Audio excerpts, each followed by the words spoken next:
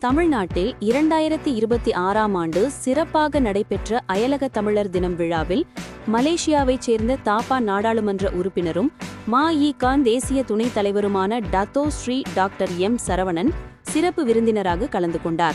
உலக தமிழர்களை தமிழ் மொழி, பண்பாடு மற்றும் அடையாளத்தின் மூலம் ஒன்றிணைக்கும் நோக்கில் நடைபெற்ற இந்த அயலக தமிழர் தின விழா இலக்கியம், வர்த்தகம், முதலீடு, சமூக சேவை மற்றும் இளைஞர் வளர்ச்சி ஆகிய பல்வேறு துறைகளை உள்ளடக்கிய ஒரு உலகளாவிய ஒருங்கிணைப்பு மேடையாக அமைந்தது.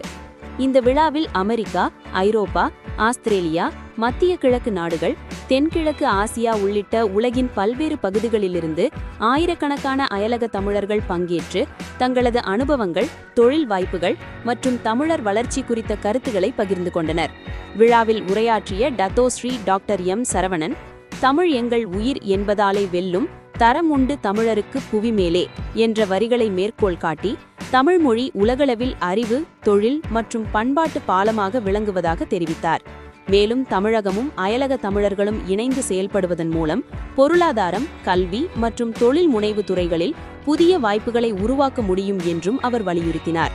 தமிழர் ஒற்றுமை, அடையாளம் மற்றும் உலகளாவிய பங்களிப்பை மீண்டும் உறுதிப்படுத்திய ஒரு முக்கிய நிகழ்வாக இந்த விழா கருதப்பட்டது.